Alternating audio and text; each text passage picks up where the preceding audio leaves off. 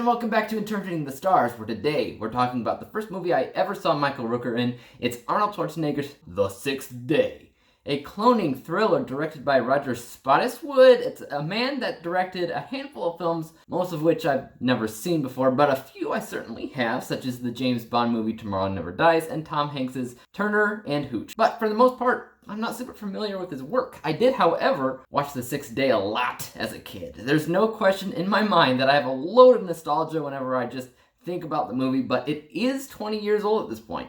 That's a lot of time for certain things to age. Time to parse this out. Let's get cracking. This review is brought to you by the word of the day, parse, to examine in a minute way, aka analyze critically. The Sixth Day takes place in the nearby future when cloning human beings is possible but strictly outlawed. Adam Gibson is a man that finds himself in the middle of a conspiracy when he comes home to find that not only has he been cloned, but his clone is currently celebrating his birthday party with his wife and daughter. Soon after, men come gunning for him because a human was cloned, which is highly illegal. But he escapes, and suddenly it's a cat and mouse game of not only survival, but discovery to find out who cloned him and why.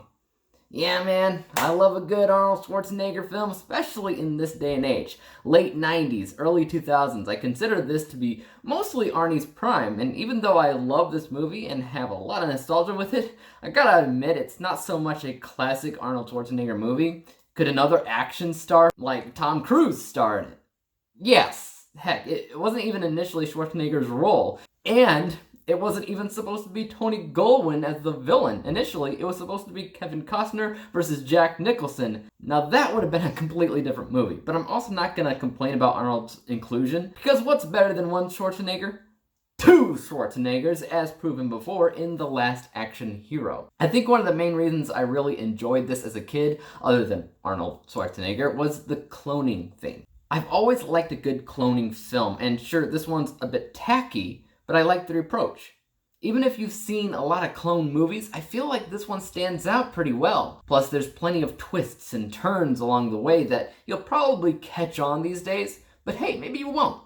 Either way, that doesn't really affect your ability to enjoy the film too much. What might stand out as bad here is visuals. Part of what this film is trying to do is convince you that it takes place in the nearby future. So visually speaking, they're trying to do a few things. They're trying to make it look modern with certain technological advances. And it's those technological advances that stand out as tacky and bad. I mean, look, pretty much every shot of the helicopters in the movie are CGI, and bad CGI at that. And there are just these helicopter chases going on in the film, and you can't help but sigh because it really does not look very good. Also, I guess when they made the film, they thought the future would be filled with punk rock looking people that change their hair all the time to unnatural colors. And I mean, yeah, people do change their hair colors, especially if they're in bands.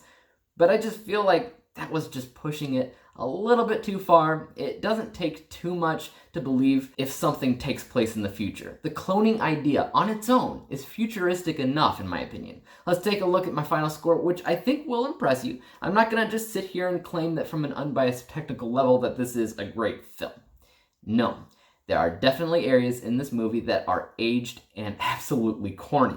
It's fine for what it is, but there's definitely better movies from a technical vantage point. So my unbiased score is 64%, but I think this is a really nostalgic film, and I've always had fun watching it, so my bias score is a lot higher at 92%, which really helps the end score, because when we average the two scores together, we get a final score of 78%. 78 out of 100 possible stars, granting The Sixth Day with a letter grade of C+, which I think is fair enough. You may end up hating this movie because if you didn't see it as a kid, there's no nostalgia anymore. But you know what?